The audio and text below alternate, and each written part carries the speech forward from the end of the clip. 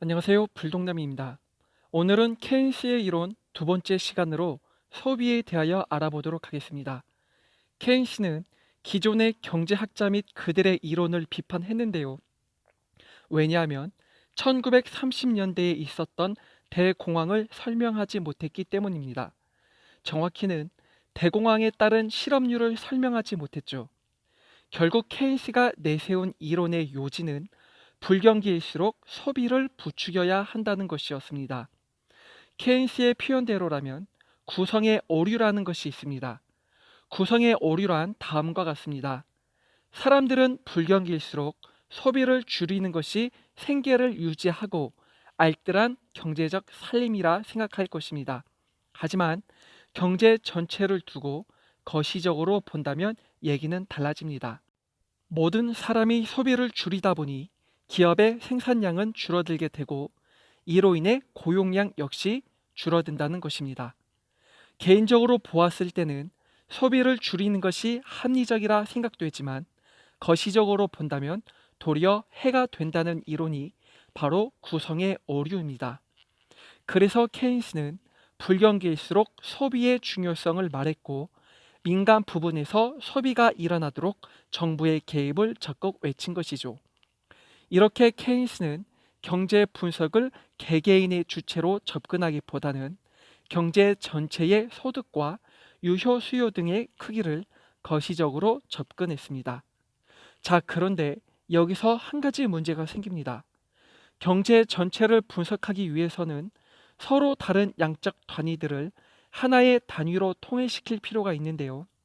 이 같은 문제를 지수 문제라고 합니다. 예를 들면 다음과 같습니다. 쌀 80kg과 철 1톤과 같은 이질적인 단위들을 하나의 단위로 어떻게 표현할 수 있겠느냐는 말이죠. 그래서 케인스는 이 같은 지수 문제를 해결하기 위하여 도입한 개념이 바로 노동량입니다. 노동량이라고 하니 마르크스가 주장하는 노동 가치서를 떠올리실 것 같은데요. 비슷하기는 하지만 다른 점은 케인스가 노동으로 얻는 화폐 임금을 설명했다는 거죠. 케인스가 말하는 노동 1단위란 노동 1시간에 대하여 받는 화폐 임금을 뜻합니다. 예를 들어 보겠습니다. A라는 사람이 1시간 일해서 받는 임금이 10,000원입니다. 이 말은 노동 1단위에 대한 임금이 10,000원이라는 말을 의미하죠. 반면에 B라는 사람은 1시간 일해서 임금 5,000원을 받고요. B라는 사람의 노동 1단위는 5,000원이 되겠죠. 그렇다면 A와 B를 비교했을 때 A라는 사람의 노동 1단위가 B라는 사람에게는 몇 단위가 될까요? 네, 맞습니다. A의 노동 1단위는 B에게 있어 노동 2단위가 됩니다. 하여간 케인스는 이같이 거시적으로 경제를 분석할 때 서로 다른 이질적 단위를 임금 단위로 설명하려 했습니다. 지금까지 노동량에 대하여 설명했다면 고용량에 대하여 잠시 설명해 보도록 하겠습니다. 우리는 유효 소비에 따라 기업들이 고용량을 늘리고 줄인다는 사실을 알고 있습니다. 그렇다면 기업은 어떤 예상을 가지고 고용량을 조정할까요? 크게 단기 예상과 장기 예상을 가지고 고용량을 조절하고 있음을 알 수 있습니다. 먼저 단기 예상이란 기업들이 생산된 제조품을 팔았을 때 얻게 되는 판매 수익을 말합니다. 이때의 판매 수익을 예상하므로 고용량을 조절하지요. 다음으로는 장기 예상입니다. 장기 예상이란 기업들이 자본 설비에 추가할 목적으로 생산물을 구입하고 이로 인해 벌어들일 수 있는 수익을 말합니다. 쉽게 설명하자면 빵을 통해서 수익을 얻고자 하는 사람들은 빵 만드는 기계를 먼저 구입해야겠죠. 이렇게 빵을 만들기 위한 기계를 구입하는 것이 자본 설비를 추가하는 것이고 이를 통해서 판매한 빵 수익이 장기 예상이 되는 것이죠. 자, 이제 다음으로 넘어가서 소득과 저축과 투자에 대한 본격적인 설명을 시작해 보도록 하겠습니다. 먼저 첫 번째는 소득입니다. 케인스가 말하는 소득의 정의는 일정 기간 동안 판매된 완성 가치에서 주요 비용을 뺀 것이라 할 수 있습니다. 예를 들어 빵으로 벌어들인 소득이란 완성된 빵의 가치에서 사용한 원재료와 사용한 기계료를 빼면 되겠죠. 두 번째로는 투자입니다. 케인스가 말하는 투자는 자본 설비의 증가를 말합니다. 다시 말해 빵을 생산하기 위하여 기계 설비들을 구입을 하는 것이 투자가 되는 것이죠. 그리고 여기서 중요한 것은 케인스는 투자와 저축을 같은 것으로 보았다는 것입니다. 균형 조건으로 보았다는 것이죠. 즉, 저축된 자금이 나중에 전부 투자로 전환된다는 뜻입니다.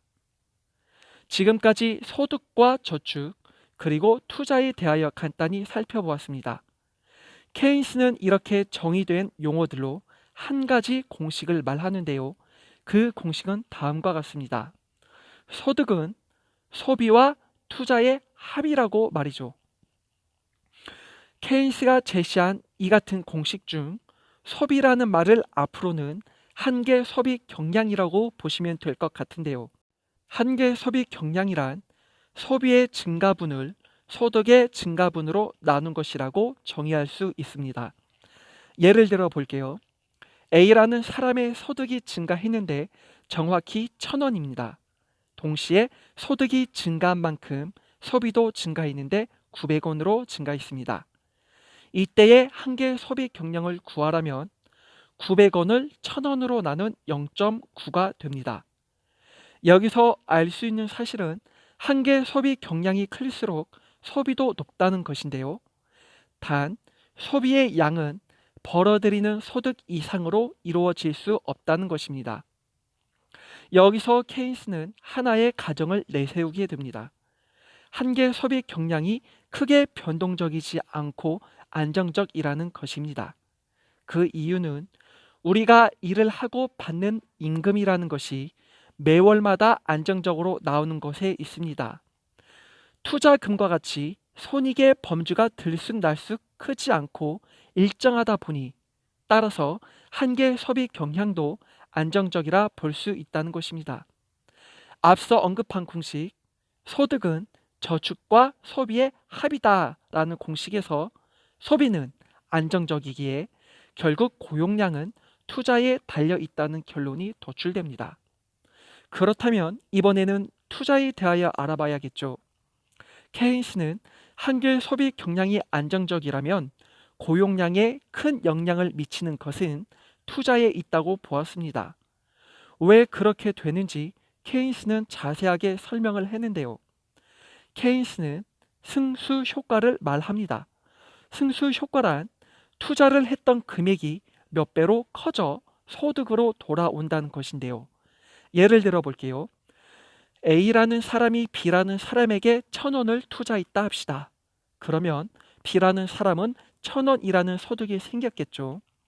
이제 B라는 사람은 100원을 저축하고 C라는 사람에게 900원을 소비합니다.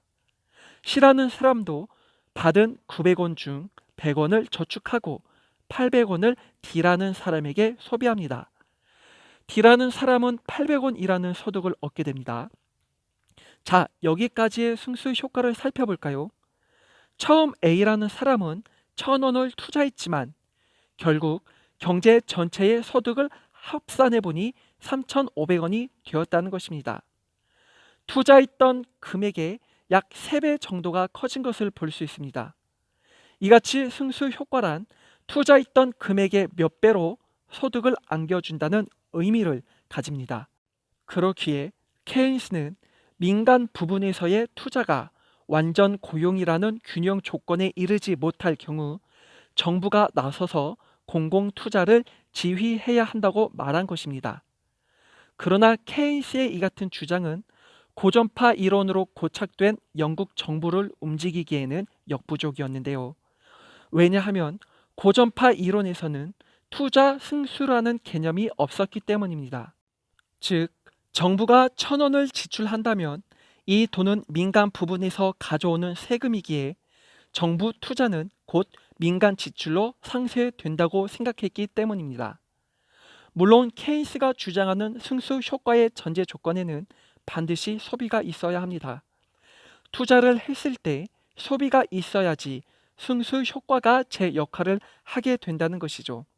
하지만 소비가 없고 투자만 있게 된다면 고전파 이론과 같이 투자는 곧 민간 지출로 상쇄되게 됩니다. 그래서 케인스는 불경기일수록 소비를 촉진시켜야 한다고 그토록 주장한 것이죠. 이제 마무리 짓도록 하겠습니다. 케인스는 소비의 한계 성향이 안정적인 상황에서는 투자가 중요하다고 보았습니다. 왜냐하면 투자는 곧 승수 효과를 낳아서 몇 배로 큰 소득을 일으킨다고 보았기 때문입니다. 단, 승수 효과도 소비가 있어야만 하는 전제 조건이 필요합니다. 여기까지가 두 번째 챕터에 해당되는 내용이었고요. 오늘 이 시간 내용 중 주요 키워드를 뽑으라 한다면 승수 효과를 들을 수 있겠네요. 그럼 다음 시간에 뵙도록 하겠습니다. 지금까지 시청해 주셔서 감사합니다.